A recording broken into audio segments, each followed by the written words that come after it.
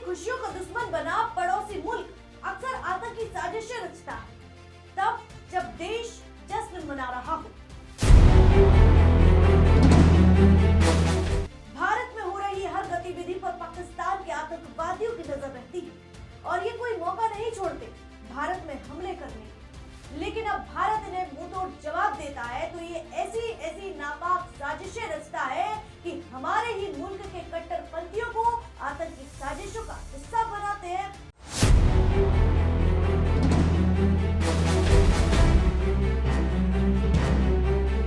दोस्तों, जब भी स्वतंत्रता दिवस, गणतंत्र दिवस या कोई राष्ट्रीय पर्व आता है, हमारा देश जब जश्न मना रहा होता है तो ये आतंकी मुल्क भारत में दंगे, बम ब्लास्ट और हिंसा की प्लानिंग कर रहे होते हैं, उसे अंजाम देने के भरपूर प्रयास कर रहे होते हैं। आज मैं ये बात इसीलिए कह रही हूँ क्योंकि गणतंत्र दिवस आ रहा है। सबसे बड़ा जश्न देश की राजधानी में होना है और यही एक बड़ी आतंकी साजिश रची जा रही थी। लेकिन गणतंत्र दिवस के पहले ही इनके मंसूबों पर पानी फेरा है योगी की जाबाज पुलिस ने। बताएंगे आपको कौन है वो देश का गद्दार कट्टरपंथी। देखिए हमारी खास रिपोर्ट। नमस्कार, मैं हूं आराधना नामदेव, आप देख रहे हैं वीके न्यूज। ये खबर देश की सुरक्षा से जुड़ी है, आपके और मेरे लिए बहुत ज्यादा जरूरी है ये जानना।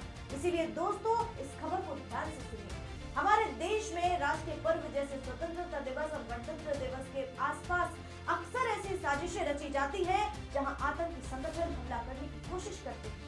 ये कोई नई बात नहीं है, ऐसे कई उदाहरण मैं आपको बता देती हूँ। दोस्तों, आपको याद होगा साल 2019 में जब दिल्ली पुलिस ने जैश-ए-मोहम्मद के 2 आतंकियों को पकड़ा जो गणतंत्र दिवस पर दिल्ली और श्रीनगर में हमले की प्लानिंग कर रहे थे और पूरा कनेक्शन पाकिस्तान से जुड़ा था। फिर साल 2023 में दिल्ली पुलिस ने एक बड़ा प्लॉट फेल किया जहां आतंकी हिंदू लीडर्स को निशाना बनाने वाले थे। ये भी राष्ट्रीय पर्व के आसपास की साजिश थी और इसमें डेड ड्रॉप तरीके से हथियार और प्लानिंग हो रही है। हाल ही में 2025 में भी जैश-ए-मोहम्मद से जुड़े डॉक्टरों का एक ग्रुप रेड फोर्ट पर गणतंत्र दिवस के दिन हमला करने वाला था, लेकिन पुलिस ने इसे समय रहते रोक लिया। ये भी पाकिस्तान बेस्ड एक संगठन था और काम कर रहा था भारत में। ये उदाहरण बताते हैं कि जब जब देश में ये बड़े त्योहार आते हैं तब पाकिस्तान से जुड़े आतंकी संगठन जैसे जैश-ए-मोहम्मद या ISI की मदद से साजिशें रची जाती हैं ताकि भारत देश में दहशत फैलाई जा सके। और अब मैं आपको बताती हूँ कि इस गणतंत्र दिवस पर आज से ठीक 6 दिन बाद गणतंत्र दिवस का शुभ दिन है। वो दिन जब हर भारतीय गौरवान्वित होता है, देश के पराक्रम और साहस को याद करता है। और इसी दिन, इसी पर्व की खुशियों में खलल डालने का काम हो रहा था दिल्ली के आसपास ही, और इसमें भी एक बड़ा आतंकी कनेक्शन निकलकर सामने आ सकता है। हापुड़ पुलिस को एक गुप्त सूचना मिली कि थाना बाबूगढ़ इलाके के फतेहपुर गांव में एक मकान में कुछ संदिग्ध सामान रखा गया है। ये सूचना थी कि वहां पटाखों के नाम पर विस्फोटक बनाए जा रहे थे।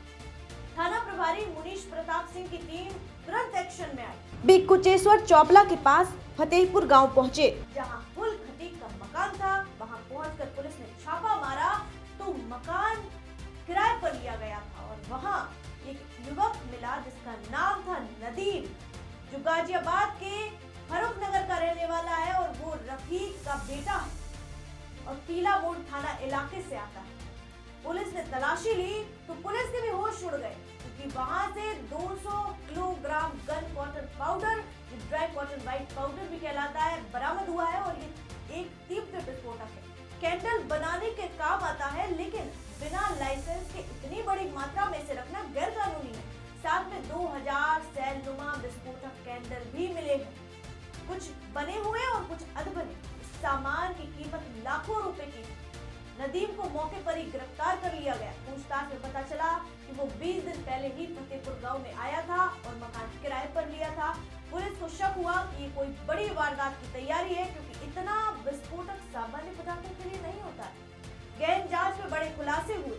अभी हाल ही में देखा होगा आपने, जो लाल किले पर बम धमाका हुआ उसमें भी कुछ इस तरह के विस्फोटक पदार्थ पाए गए थे। ये कनेक्शन भी कुछ ऐसा ही समझ आ रहा है। पुलिस ने नदीम के साथियों की तलाश तलाश तेज कर दी है और डीएसपी वरुण मिश्रा ने बताया कि कानूनी कार्रवाई चल रही है और आरोपी नदीम से ये पता लगाया जा रहा है कि विस्फोटक कहां से आया और कहां इस्तेमाल होना था इसको।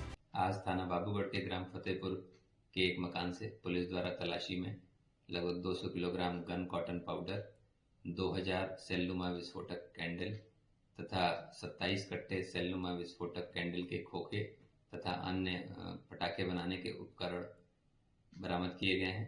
घटना में संलिप्त एक व्यक्ति नदीम पुत्र रफीक निवासी टिल्ला मोड़ गाजियाबाद को हिरासत में लिया गया है तथा उसके अन्य साथियों की तलाश की जा रही है। विधिक कार्रवाई प्रचलित है। इस बरामदगी के बाद पूरे जिले में सुरक्षा और सख्त कर दी गई है। संदिग्धों पर नजर है और खुफिया एजेंसियां अलर्ट मोड पर।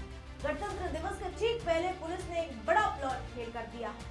पुलिस लगातार जांच में जुटी हुई है और पता लगाने की कोशिश कर रही है कि नदीम के तार किसी आतंकी संगठन से तो जुड़े नहीं है, नदीम के तार किससे जुड़े हैं और ये किस वारदात को अंजाम देने की साजिश थी। इस खबर से जुड़े तमाम अपडेट आप तक जरूर पहुंचाएंगे। ऐसे ही तमाम खबरों के लिए देखते रहिए वीके न्यूज। वीके न्यूज, राष्ट्र के नाम।